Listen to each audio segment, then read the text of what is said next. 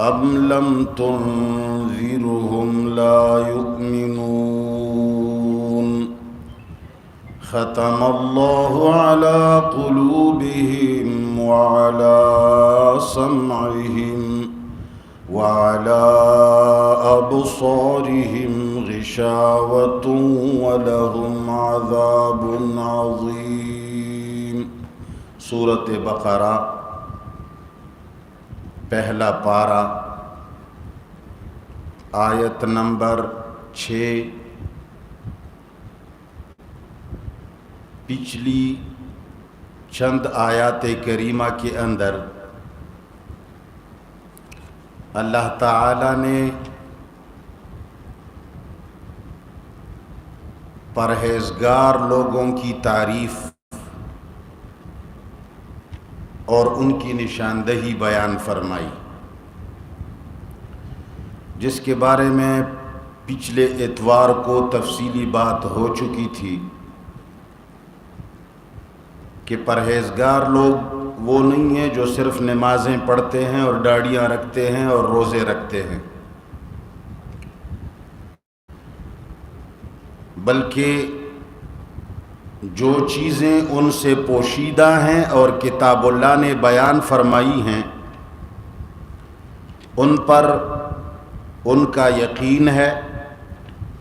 اور نظام صلات کو قائم کر رکھتے ہیں۔ صرف نماز نہیں پڑھتے، پورے نظام کو قائم رکھتے ہیں، اور جو کچھ ہم نے دیا ہے ان کو وہ اللہ کے راہ میں خرچ بھی کرتے ہیں،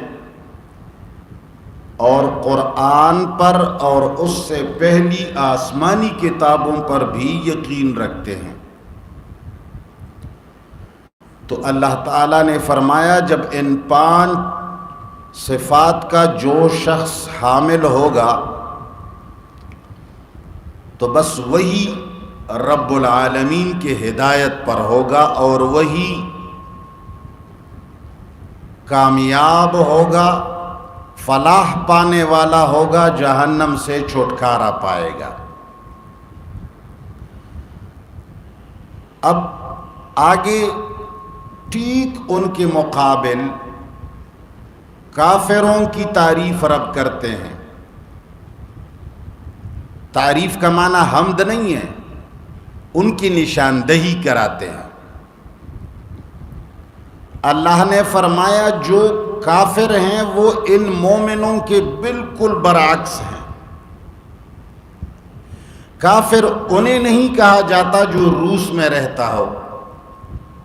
کافر انہیں نہیں کہا جاتا جو کسی کفار کے ملک کا رہنے والا ہو، بلکہ مدینہ اور مکہ ہی کے اندر کیوں نہ رہے، لیکن جن کے نظریات یہ ہوں جو اللہ تعالی نے بیان فرمائے ہیں کتاب اللہ کے اندر، یہ 5 چیزیں جو پچھلی متقین اور پرہیزگاروں کے متعلق گزر گئیں، ان 5 چیزوں پر جس آدمی کا یقین نہ ہوگا، عمل نہ ہوگا، ایمان نہ ہوگا تو وہ کافر ہوگا، خواہ وہ مکہ میں رہتا ہو، خواہ وہ مدینہ میں رہتا ہو، خواہ وہ نوح علیہ السلام کا بیٹا ہو، کنعان ہو، خواہ وہ لوط علیہ السلام کی بیوی ہو، خواہ وہ نوح علیہ السلام کی بیوی ہو، خواہ وہ محمد الرسول اللہ کا چاچا ہو ابو لہب، جس کے ان 5 چیزوں پر اعتماد اور ایمان نہ ہوگا تو وہ کافر ہوگا۔ اور اللہ نے فرمایا کہ کافر پھر ایسا کافر ہوگا جب ان کتاب اللہ کے بیان کردہ چیزوں پر جس کا ایمان نہیں ہے۔ شروع میں جو پہلی صفت میں اللہ نے بیان فرمایا یؤمنون بالغیب، جو چیزیں نگاہوں سے تو پوشیدہ ہیں لیکن قرآن نے بیان کی ہیں، اگر ان چیزوں پر ایک آدمی کا یقین نہیں ہے تو پھر وہ ایسا کافر ہے جس کو اگر آپ ڈراتے رہیں، جس کو آپ ہزاروں تقاریر اور خطابات کریں، جس کے سامنے آپ کتابیں رکھیں، مناظرے کریں، وہ پھر مسلمان نہیں ہوگا۔ ان الذین کفروا، یقیناً وہ لوگ جنہوں نے کفر کیا ہے ضد اور عناد کی بنیاد پر، یہ پہلی 5 چیزیں وہ نہیں مانتا۔ وہ کہتا ہے کہ میں جو دیکھتا ہوں تو وہ مانتا ہوں، جو دیکھتا ہوں وہ مانتا ہوں۔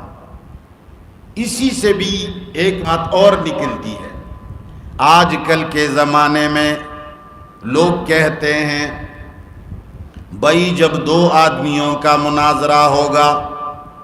جو جیتے گا میں اس کو مانوں گا۔ یہ بھی کفر ہے۔ جیتنا حق کا نشانی حق کی نہیں ہوتی، جیتنا کبھی کبھی حق کی نشانی ہوتی ہے، مگر کبھی کبھی قابلیت کی نشانی تو ہوتی ہے، مگر حق کی نشانی نہیں ہوتی۔ اب اگر ایک بہت بڑا سائنسدان اور دانشور ایک ان پڑھ آدمی کے ساتھ مناظرہ کرے گا، ان پڑھ آدمی کہتا ہے کہ اللہ ایک ہے، اللہ کے ساتھ کوئی مدد کرنے والا نہیں، اور وہ بڑا دانشور اور پروفیسر اور عالم کہتا ہے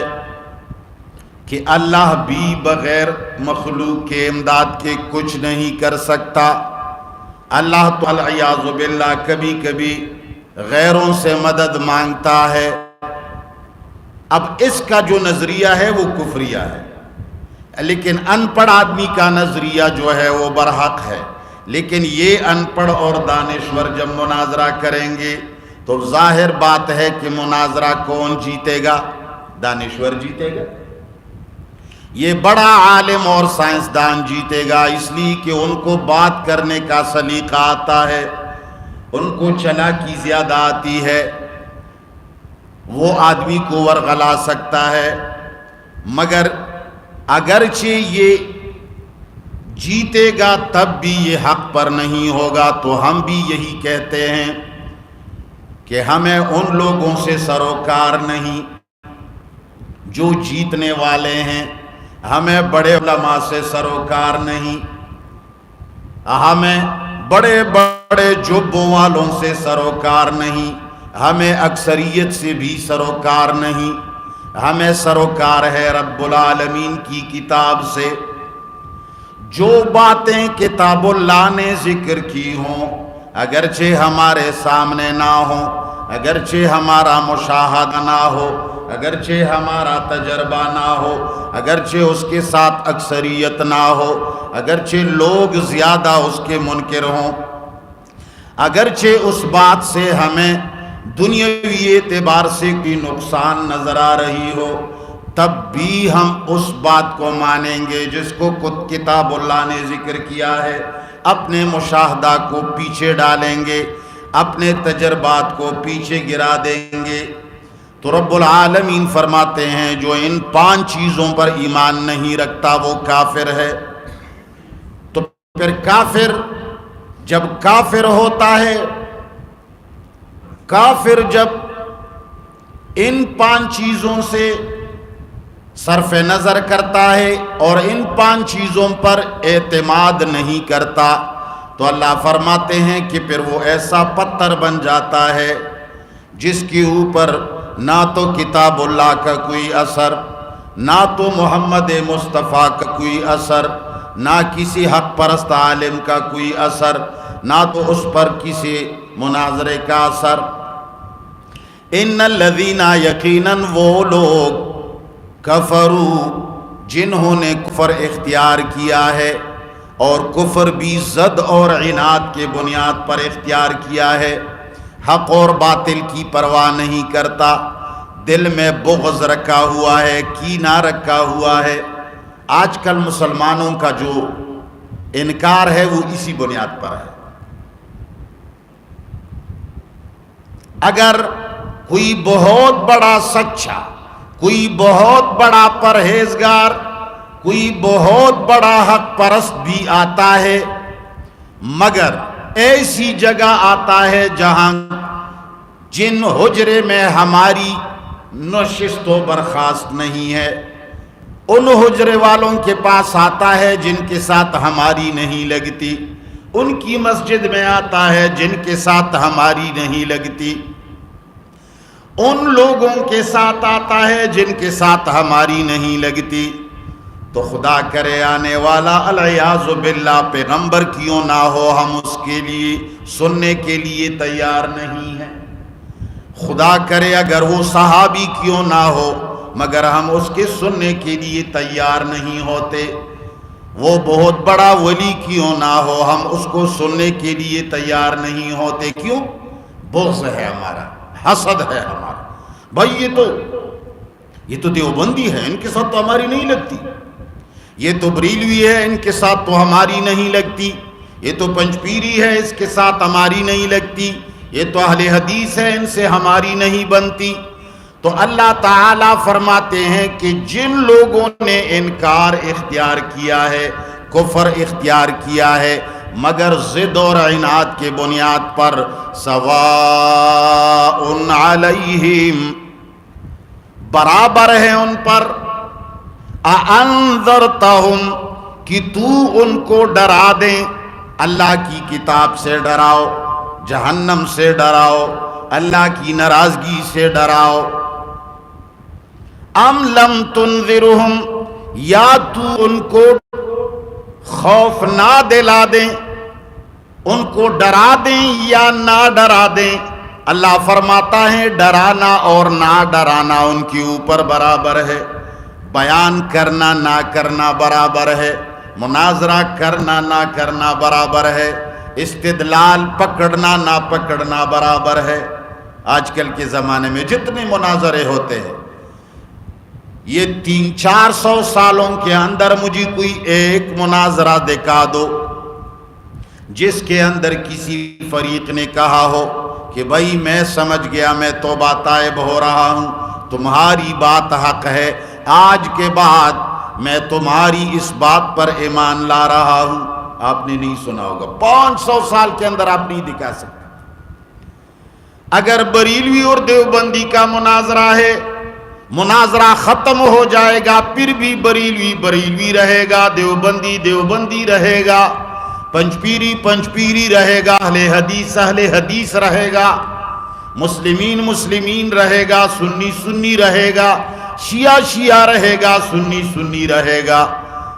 اس کا کیا معنی؟ اس کا معنی صرف یہی ہے، اَأَنذَرْتَهُمْ ام لم تنذرہم، تو ان کو ڈراؤ یا نہ ڈراؤ، لا یؤمنون، یہ لوگ ایمان لانے کے لیے تیار نہیں۔ کیوں؟ یہ جب بریلوی بن گیا ہے تحقیق کے بنیاد پر نہیں بنا، یہ اگر دیوبندی بنا ہے تو تحقیق کی بنیاد پہ نہیں بنا، یہ اگر اشاعتی بنا ہے تحقیق کے بنیاد پہ نہیں بنا، یہ سنی بنا ہے، یہ شیعہ بنا ہے، یہ کسی بھی فرقے سے جو جڑا ہوا ہے تحقیق کی بنیاد پہ نہیں جڑا، یہ بغض و حسد اور دنیاوی مفادات کے اعتبار سے جڑا ہے۔ اب اپنے والے کو سچا کہنا اس کی مجبوری بن گئی ہے، اب اپنے سائیڈ والی کی طرفداری کرنا اس کا ضد بن گیا ہے، اب اپنے اشاعتی کو حق کہنا اس کا ضد بن گیا ہے، اپنے بریلوی کو سچا کہنے والا اس کا ضد بن گیا ہے۔ ورنہ ہم دنیا میں دیکھتے ہیں جتنے کام بریلوی کرتے ہیں، جو پیری مریدی بریلوی کرتے ہیں اور اس کو اشاعت والے گمراہی سمجھتے ہیں، تو وہی پیری مریدی پنجاب میں اشاعت والی بھی کرتے ہیں، مگر اس کو گمراہی نہیں کہتے، اس لیے کہ وہ ان کا اپنا ہے۔ تو میرے رب العالمین نے فرمایا جب کتاب اللہ پر سے ایمان اٹھ جائے، کتاب اللہ پر ایمان کا کیا معنی ہے؟ یؤمنون بالغیب، پہلی بات جو قرآن نے فرمائی ہے، ہر وہ بات جو کتاب اللہ نے سمجھائی ہو اور آپ نے نہ دیکھا ہو، اس کا مشاہدہ بھی نہ کیا ہو، محمد کو ہم نے نہیں دیکھا، ہم نے محمد مصطفیٰ کا مشاہدہ بھی نہیں کیا، ہمارا ان کے ساتھ کوئی زندگی کا ایک دن بھی نہیں گزرا، ہم نے قرآن کریم کو اوپر سے آتے ہوئے بھی نہیں دیکھا، ہم نے جبرائیل امین کو بھی نہیں دیکھا، بلکہ آگے تو آگے، بلکہ محمد مصطفیٰ کے زمانے میں بھی کسی نے قرآن کو اوپر سے نازل ہوتے جبرائیل کو آتے ہوئے کسی نے اپنے آنکھوں سے تو نہیں دیکھا۔ اگر پھر بعض روایات کی بنیاد پر 2-4 نے دیکھا ہے تو لاکھوں نے تو نہیں دیکھا۔ جنت کسی نے نہیں دیکھا، جہنم نہیں دیکھا، میزان نہیں دیکھا، اللہ کو نہیں دیکھا، عرش کو نہیں دیکھا، آسمانوں کو نہیں دیکھا، زمین کے نیچے زمینوں کو نہیں دیکھا، علیین کو نہیں دیکھا، سجین کو نہیں دیکھا، ملائکہ کو نہیں دیکھا۔ لکھا باتیں ہیں، ہم نے بہت ساری چیزوں کو نہیں دیکھا، مگر جب کتاب اللہ نے بیان فرمایا تو ہمارا ایمان ہے کہ یہ ہوگا اور یہ ہونے والا ہے۔ یؤمنون بالغیب کا یہی معنی ہے۔ ہر وہ بات جس کو قرآن نے بیان کیا اس پر تمہارا اعتماد ہونا چاہیے، اور جو قرآن نے بیان نہیں کیا ساری دنیا اس کو بیان کرے، جب تک وہ چیز مشاہدہ میں نہ آئی ہو، تجربہ میں نہ آئی ہو، اس کے ماننے کا کوئی پابند نہیں۔ دنیاوی چیزیں ہیں، اللہ نے جن چیزوں کو بیان نہیں فرمایا وہ مشاہدے اور تجربات سے تو ثابت ہو سکتی ہیں، مگر کتابوں سے اس کا کوئی ثبوت نہیں ہوگا۔ جس کتاب سے کوئی چیز ثابت ہوتی ہے تو وہ صرف اللہ کی کتاب ہے۔ تورات، انجیل، زبور، قرآن، آسمانی صحائف، ساروں کا مضمون ایک ہے۔ تو اللہ فرماتے ہیں یقیناً وہ لوگ جنہوں نے کفر اختیار کیا ہے، ضد اور عناد کی بنیاد پر ان 5 چیزوں سے انکار کیا ہے، سواء علیہم،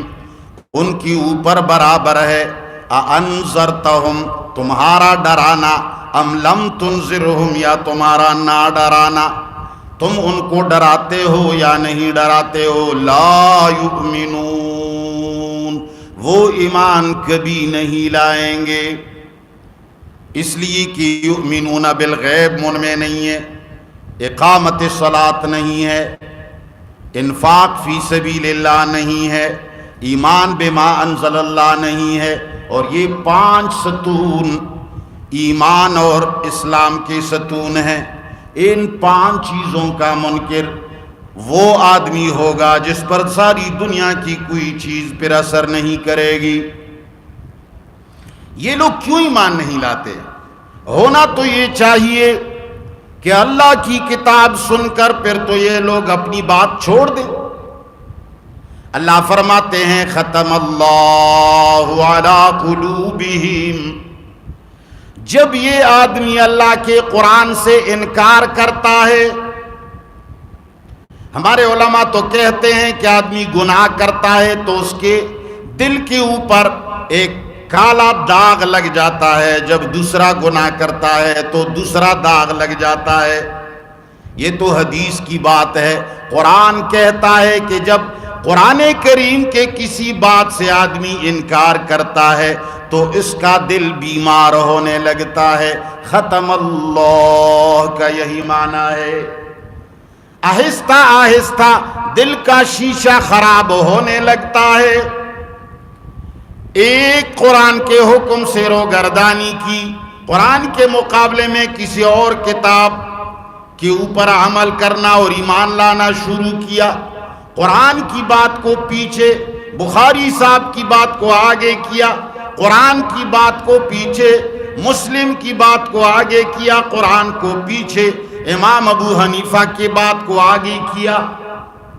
قرآن کو پیچھے سرکار کو آگے لگایا، قرآن کو پیچھے والدین کو آگے لگایا، قرآن کو پیچھے بیوی بچوں کو آگے لگایا، تو اس سے آہستہ آہستہ اس کا دل بیمار ہوتا ہے۔ جس طرح کہ ایک شیشہ جب پہلے دن ہم لاتے ہیں تو اس میں صاف و شفاف چہرہ نظر آتا ہے، پھر جب وقت گزرتا ہے پانی اس پر ٹپکتے ہیں، اولے اس پر برستے ہیں، زمانہ گزر جاتا ہے تو اس کا وہ صاف ہونا آئندہ آہستہ آہستہ گدلے پن میں مبتلا ہو جاتا ہے۔ پھر چند سالوں کے بعد وہ شیشہ اتنا گدلا ہو جاتا ہے کہ اس شیشے میں چہرہ تو کیا سانڈ اور بھینس بھی نظر نہیں آتی، وہ پھر اندھا ہو جاتا ہے۔ ٹھیک اسی طرح مومن کا دل ہے، جب یہ پہلے مسلمان با ایمان ہوتا ہے تو اس کا شیشہ صاف ہوتا ہے، قرآن کی بات اس پر اثر کرتی ہے، آیت اس پر اثر کرتی ہے، قرآن کی بات اور سرکار کی بات سامنے آتی ہے تو یہ سرکار کو پیچھے لگا دیتا ہے، والدین کو بھی پیچھے چھوڑ دیتا ہے، بیوی بچوں کو بھی پیچھے چھوڑ دیتا ہے، اللہ کی بات کو سامنے کرتا ہے۔ لیکن جب یہ آہستہ آہستہ کمزوری کی طرف جانے لگتا ہے تو آہستہ آہستہ اس کا دل بیمار ہونے لگتا ہے۔ ہم اور آپ لوگ بہت ساری باتوں میں ہم شرم محسوس کرتے ہیں۔ اگر کسی سے آپ کہیں کہ میں تمہیں 1 کروڑ روپے دیتا ہوں، اپنے بیوی کا ایک ہاتھ یا چہرہ مجھے دکھاؤ، آپ شرماتے ہیں، نہیں دکھائیں گے آپ۔ کروڑ روپے دینے کے باوجود اس آدمی کے ساتھ تم لڑائی کے لیے تیار ہو جاؤ گے کہ بھئی تم نے یہ بات کیسی کی کہ 1 کروڑ دے دوں گا اور بیوی کا چہرہ یا ہاتھ مجھے دکھا دو، آپ لڑائی کے لیے تیار ہو جاتے ہیں۔ لیکن آپ کے پشاور اور آپ کے لاہور اور آپ کے کراچی میں بعض جگہ بہت بڑے بڑے اڈے لگے ہوئے ہیں جہاں لوگوں کی عزتیں لوٹ رہی ہیں، وہ تو 5,000 اور 2,000 پر اپنے بہن اور ماں کو فروخت کرتے ہیں۔ وجہ کیا ہے؟ تم بھی اسی طرح انسان ہو، وہ بھی تو تمہاری طرح انسان ہے، تمہیں غصہ آتا ہے وہ خوش ہو جاتا ہے۔ تمہیں اگر کوئی کہہ دے کہ بھائی 1 کروڑ لے لو، بیوی کا ہاتھ دکھا دو، تم اس کو مارنے کے لیے تیار ہو جاتے ہو۔ وہ لاہور اور پشاور اور کراچی والے کو اگر کوئی کہتا ہے کہ 2,000 روپیہ لے دو تو وہ پوری بہن اور ماں سب کو فروخت کرتا ہے۔ کیا وجہ ہے؟ تمہارا بھی سر ہے، اس کا بھی سر ہے، تمہاری بھی 2 آنکھیں ہیں، اس کی بھی تو 2 آنکھیں ہیں، تمہارے اندر غصہ ہے، اس کے اندر بھی ہے، تمہارے اندر دماغ ہے، اس کے اندر بھی ہے، تم بھی پٹھان ہو، وہ بھی پٹھان ہے، تم بھی خود کو غیرتی کہتے ہو، وہ بھی کہتے ہیں، اس کو بھی رب نے پیدا کیا، تجھے بھی رب نے پیدا کیا۔ فرق کیا ہے؟ فرق صرف یہ ہے کہ وہ کرتے کرتے گدلا ہو گیا ہے، اس کی غیرت پہ پردے پڑ گئے ہیں، اس کی آنکھوں پہ پردے پڑ گئے ہیں، اس کے غصے پہ پردے پڑ گئے ہیں، اس کے حیا پہ پردے پڑ گئے ہیں، اس کی حیا کا جو نظام ہے وہ گدلا ہو گیا ہے، اس کی غیرت کا جو نظام ہے وہ سست ہو گیا ہے۔ ٹھیک مسلمان بھی اسی طرح ہے، جب یہ مومن پیدا ہو جاتا ہے اس کے اندر حیا بھی ہوتی ہے، غیرت بھی ہوتی ہے، قبولیت بھی ہوتی ہے، انکار بھی ہوتا ہے، جذبہ بھی ہوتا ہے، محبت بھی ہوتی ہے، ساری چیزیں اللہ نے کامل ان کو دی ہوئی ہوتی ہے۔ جس طرح کے نشو و نما کے لیے انسان کے اندر کیلشیم پورا ہوتا ہے، بچہ پیدا ہوتا ہے تو اس کے اندر کولیسٹرول کامل ہوتا ہے جتنا ضروری ہے، ٹرائی گلیسرائڈ اتنا ہوتا ہے جس پہ اس کی زندگی ہوتی ہے، فولیک ایسڈ اتنا ہی ہوتا ہے جو اس کے اندر ضروری ہوتا ہے۔ مجھے دنیا میں وہ چیز دکھا دو جو اس میں نہ ہو، سب کچھ اس میں کافی ہوتا ہے، مگر زندگی گزرتے گزرتے غلط کام کرتے کرتے اپنے جسم کو ناروا طریقے سے استعمال کرتے کرتے کبھی اس کی آنکھ خراب ہو جاتی ہے، کبھی اس کی ٹانگ ٹوٹ جاتی ہے، کبھی اس کا ہاتھ ٹوٹ جاتا ہے، کبھی اس کے کیلشیم میں کمی آ جاتی ہے۔ یہ سارے اس کی بے احتیاطیوں کی وجہ سے ایک دن ہوتا ہے کہ وہ اندھا بیٹھا ہوا ہوتا ہے، یہ اپنا کردار ہے اس کا۔ ٹھیک اسی طرح اللہ نے ایک مسلمان کو جب فطرت پہ پیدا کیا، سب کچھ اس میں کامل تھا، مگر والدین مگر معاشرے کے اندر بریلوی ہے، دیوبندی ہے، پنجپیری ہے، فلانا ہے، حنفی ہے، دیوبندی ہے، یہ پیر ہے، یہ مفتی ہے، یہ اچھا ہے، یہ برا ہے، یہ جنت والا ہے، جہنم والا ہے، اس کی ماننی ہے، اس کی نہیں ماننی ہے، یہ بہت بڑا ولی ہے، یہ با کردار ہے، یہ بد کردار ہے، اس کے سارے سسٹم کو گدلا کر دیتے ہیں، پھر اس کا سسٹم خراب ہو جاتا ہے، پھر وہ سوچتا ہے تو غلط سوچتا ہے، دیکھتا ہے تو غلط دیکھتا ہے، بولتا ہے تو غلط بولتا ہے، ایمان لاتا ہے تو غلط لاتا ہے، یقین کرتا ہے تو غلط کرتا ہے، ساری چیزیں الٹ ہو جاتی ہیں۔ تو میرے رب نے ختم اللہ کے ساتھ اسی کی طرف اشارہ کیا کہ رب العالمین نے ان کے کرتوتوں کی وجہ سے، ان کے کمزوریوں کی وجہ سے، ان کے اعمال اور کردار کی وجہ سے اللہ ان کے دلوں پر مہر لگا دیتے ہیں۔ مثال کے طور پر اللہ نے تمہیں بیٹا عطا کیا، مگر اللہ نے ساتھ قانون بھی بتایا کہ یہ بیٹا اتنے سالوں تک تمہیں وزنی چیزوں کے نیچے اس کو نہیں لاؤ گے، یہ بچہ ہے، اس کا دیکھ بھال کرو گے، جب اس کو باندھو گی بھی تو زیادہ زور نہیں دو گے ورنہ اس کی ہڈیاں ٹوٹ جائیں گی۔ اللہ نے تمہیں طریقہ بتایا ہے، جب یہ 5 سال کا ہوتا ہے تو تمہیں یہ کرنا ہے، جب 10 سال کا ہوگا تو یہ کرو گے، جب 15 سال کا ہوگا تو یہ کرو گے، جب 30 سال کا ہوگا۔ اگر تم نے کہیں پتھر نکالنے ہو زمین سے تو اپنے پیروں کو دور رکھو گے، ہاتھ کو بھی دور رکھو گے، اگر تمہارا پتھر اس پیر کے اوپر آیا تو تمہارا پیر ٹوٹ جائے گا، یعنی میں توڑوں گا، اللہ نے فرمایا۔ تم پتھر کے نیچے اپنے پیر کو لاؤ گے تو میں توڑوں گا، تم اپنے ہاتھ کو کسی وزنی پتھر کے نیچے کرو گے تو میں توڑوں گا۔ تو یہی اللہ نے فرمایا ہے کہ تم ایسا کرو گے تو میں مہر لگاؤں گا۔ لازمی نتیجہ ہے، آپ بارش کے اندر کھڑے رہو گے تو تم گیلے ہو جاؤ گے، کپڑے ضرور گیلے ہوں گے۔ اب تم کہو گے کہ یار یہ تو اللہ نے میرے کپڑے گیلے کیے، یار یہ اللہ نے، تو اللہ نے تو پہلے سے کہا تھا کہ بارش کے سامنے کھڑے ہوگے تو گیلے ہوں گے، میں گیلا کروں گا۔ پتھر کے نیچے اپنے پیر لاؤ گے میں توڑوں گا، تمہارا کمر کسی بڑے پتھر کے نیچے آئے گا تو میں توڑوں گا۔ تو اللہ تعالیٰ نے یہ بھی فرمایا ہے کہ تم یہ کرو گے، یہ کرو گے، یہ کرو گے، یہ کرو گے، تمہارا دل کے اوپر مہر لگاؤں گا۔ تو اس لیے اللہ نے اپنی طرف نسبت فرمائی، ختم اللہ علی قلوبہم، مہر لگایا ہے اللہ تعالیٰ نے ان کے دلوں کے اوپر، ان کے کردار کی وجہ سے۔ پہلے سے وہ بتا چکا تھا کہ اگر تم قصے کہانیاں سنو گے تو تمہارا ایمان کمزور ہوگا، تم اگر پیروں اور فقیروں کے چکروں میں چلو گے تو میں تمہیں ایک کمزور ایمان والا کروں گا، تم اگر اللہ کے کتاب کے علاوہ دیگر کتابوں پر ایمان رکھو گے تو تمہارا ایمان بھی اسی طرح ہوگا جس طرح کتاب ہوگی، کتاب بھی غیر اللہ کا، ایمان بھی غیر اللہ کا۔ تو اللہ نے فرمایا کہ ان لوگوں نے میرے قوانین کے خلاف دنیا کے قوانین کو تسلیم کیا، میرے 5 عمود جو میں نے 5 چیزوں پر ایمان کہا تھا اس کے مقابلے میں ان لوگوں نے دیگر چیزوں پر ایمان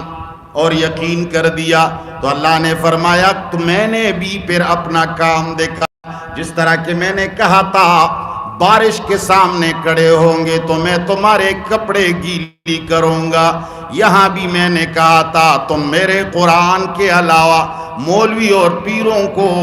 اور دیگر کو مانو گے تو میں مہر لگاؤں گا۔ اللہ نے فرمایا ختم اللہ علی قلوبہم، مہر لگایا اللہ تعالیٰ نے ان کے دلوں پر، وعلی سمعہم، اور ان کے کانوں پر، ان کے کانوں پر مہر لگایا۔ ان کے کانوں کے اندر وہ طاقت نہیں ہے جو حق بات سن سکے۔ آپ نے دیکھا ہوگا بریلویوں کا مولوی آتا ہے تو دیوبندی اس کو نہیں سن سکتے، سننے کے لیے بھی تیار نہیں ہوتے۔ دیوبندیوں کا مولوی آتا ہے بریلوی نہیں سن سکتے، پنجپیریوں کا آتا ہے تو وہابی نہیں سن سکتے، وہابیوں کا آتا ہے پنجپیری نہیں سن سکتے۔ اللہ کے بندوں کو تقسیم کیا ہے، ڈیوائیڈ اینڈ رولز۔ میرے پروردگار نے فرمایا وَعَلَىٰ سَمْعِهِمْ، اور ان کے کانوں کے اوپر بھی، وَعَلَىٰ أَبْصَارِهِمْ، اللہ فرماتے ہیں ان کے آنکھوں پر غشاوۃ، ناشنا قسم کے پردے ہوتے ہیں۔ اللہ فرماتے ہیں جس طرح دلوں کے اوپر مہر لگاتا ہوں، اسی طرح ان کے آنکھوں کے اوپر ایک ایسے پردے ڈالتا ہوں جو نظر تو نہیں آتے، جو ڈاکٹروں کو بھی نظر نہیں آتے کہ تمہاری آنکھوں پہ پردے ہیں۔ اللہ فرماتے ہیں وَلَهُمْ عَذَابٌ عَظِيمٌ، دنیا کے اندر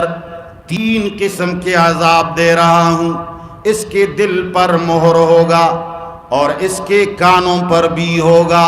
اور ان کی آنکھوں کے اوپر نہ دکھنے والے پردے ہوں گے، اور قیامت کے دن کیا ہوگا وَلَهُمْ عَذَابٌ عَظِيمٌ، ان کے لیے وہاں عذاب ہوگا بڑی شان والا، عظیم عذاب ہوگا۔ یہ بھی عذاب ہے کہ دنیا کچھ دیکھتی ہے، تم کچھ دیکھتے ہو۔ دنیا کے اندر کچھ لوگ حق کو دیکھتے ہیں، آپ حق کو نہیں دیکھتے۔ کچھ لوگ اللہ کے کلام کو دیکھتے ہیں، آپ خواجہ نصر الدین اور فلان بزرگ کی کہانیاں دیکھتے ہیں۔ لوگ اللہ کا کلام سنتے ہیں، آپ خواجہ معین الدین چشتی کے کرامات سنتے ہیں۔ یہ بھی تو عذاب ہے۔ دنیا کے اندر جن چیزوں سے سکون ملتا ہے وہ آپ دیکھ سکتے ہیں اور نہ سن پاتے ہیں۔ دنیا میں سکون ملتا ہے حق بات سے، دنیا میں خوشیاں ملتی ہیں قرآن پاک کے ذریعے، دنیا میں لڑائیوں سے انسان بچتا ہے کلام اللہ پر عمل کر کے۔ آپ کا اس کے اندر بھی حصہ نہیں ہے، آپ دیگر کتابوں پہ لگے ہوئے ہیں، آپ دنیا کی دیگر قوانین کو مان رہے ہیں، اس وجہ سے تم پریشان بھی ہو، نماز بھی پڑھتے ہو، پریشان بھی ہو، روزے بھی رکھتے ہو، اور گھر میں محبت بھی نہیں ہے، بیوی تمہاری دشمن، بیٹا تمہارا دشمن، پھوپھی زاد و خالہ زاد تمہارے دشمن، اپنے ہمسایوں کے آپس میں دشمنیاں، اپنے گرائیوں کے آپس میں دشمنیاں۔ یہ وجہ کیا ہے ختم اللہ علی قلوبہم، ان کے دلوں پہ مہر لگ چکے ہیں، اپنے پرائے نظر آتے ہیں، خالہ زاد، ماموں زاد، چاچا زاد، اور ہمسایہ بھائی ہوتا ہے، مومن بھائی ہوتا ہے، تمہیں دشمن نظر آتا ہے۔ اس کی بیوی کو تم بہن سمجھنے کے لیے تمہیں کہا ہے، تم اس کی بیوی کے لیے کنڈے ڈالتے ہو۔ یہ ساری باتیں کیوں ہوتی ہیں؟ ختم اللہ علی قلوبہم، ہمسایہ ایک دوسرے کے مدد کے لیے اللہ نے قریب کیے کہ ایک جگہ مدنی و تباہ ہو کر رہو، ایک گاؤں میں قریب قریب مکانات بناؤ تاکہ ایک کی ضرورت پڑے تو دوسرا اس کا امداد کرے، ایک کے اوپر پریشانی آ جائے تو دوسرا اس سے ہمدردی کرے۔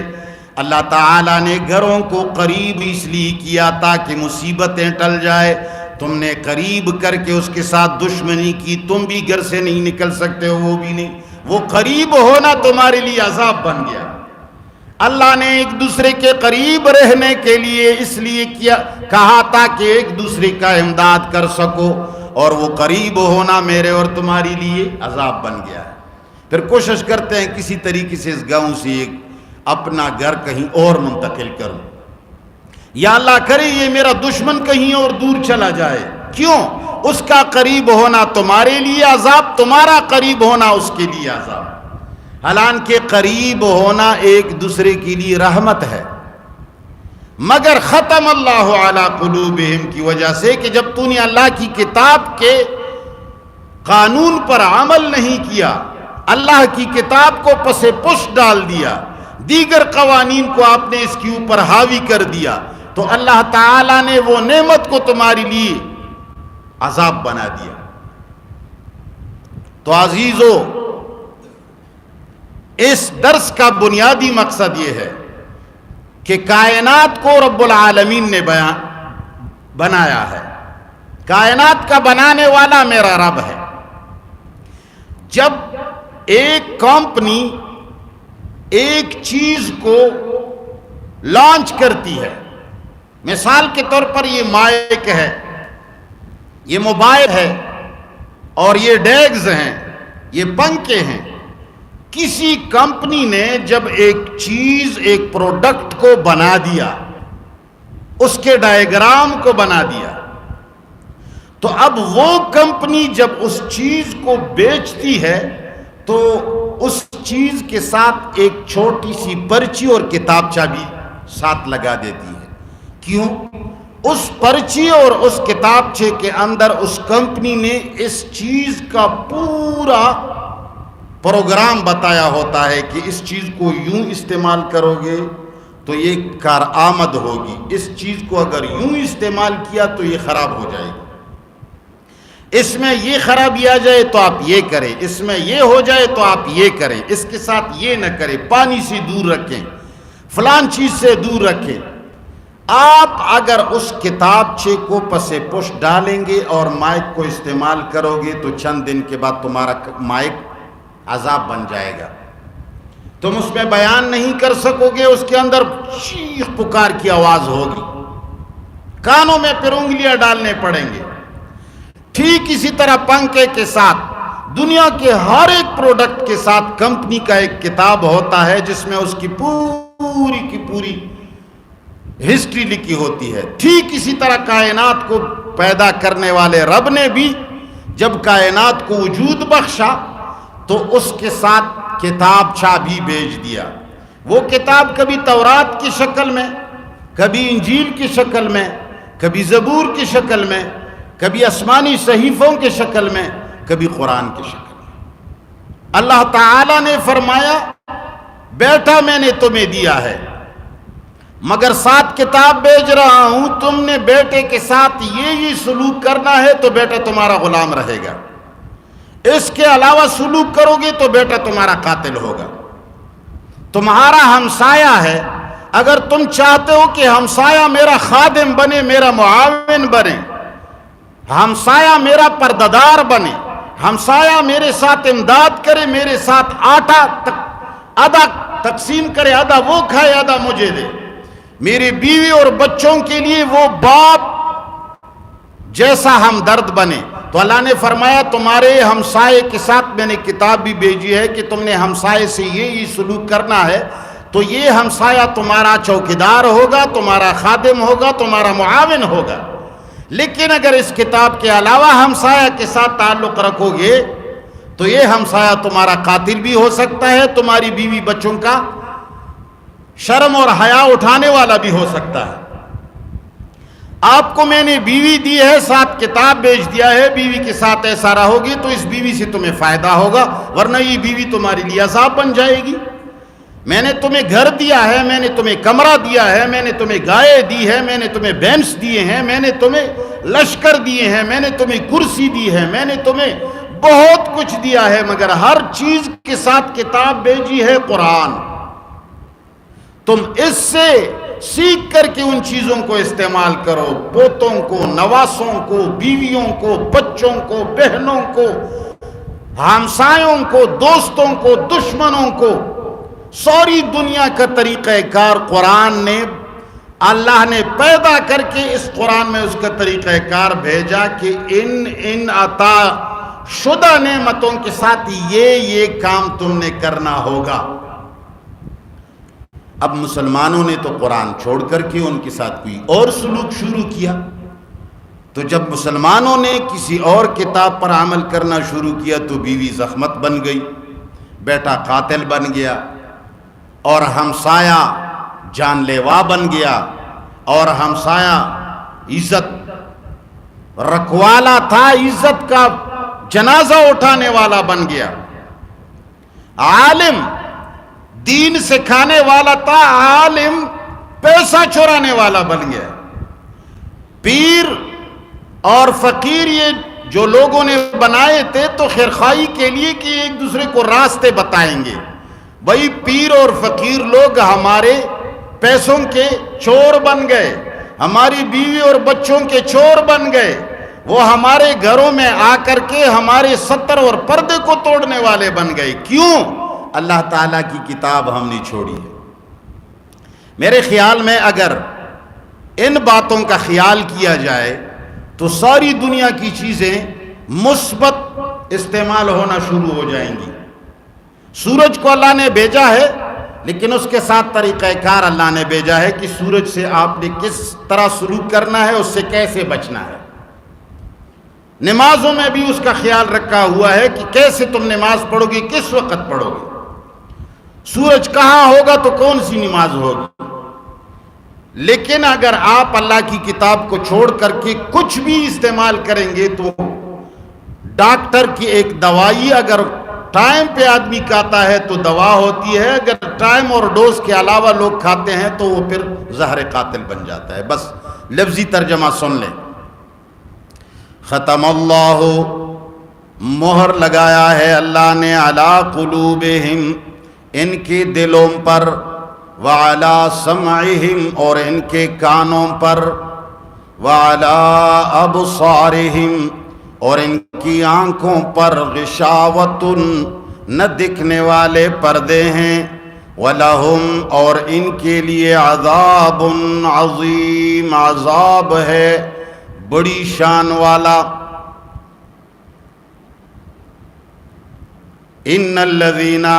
یقیناً وہ لوگ، کفروا، جنہوں نے کفر اختیار کیا ہے ضد اور عناد کی وجہ سے، سواء علیہم، برابر ہے ان کے لیے، اانذرتہم، آپ انہیں ڈرائیں، ام لم تنذرہم، یا آپ انہیں نہ ڈرائیں، لا یؤمنون، وہ ایمان نہیں لائیں گے. ختم اللہ، اس لیے کہ مہر لگایا ہے اللہ نے، علی قلوبہم، ان کے دلوں پر، وعلی سمعہم، اور ان کے کانوں پر، وعلی ابصارہم،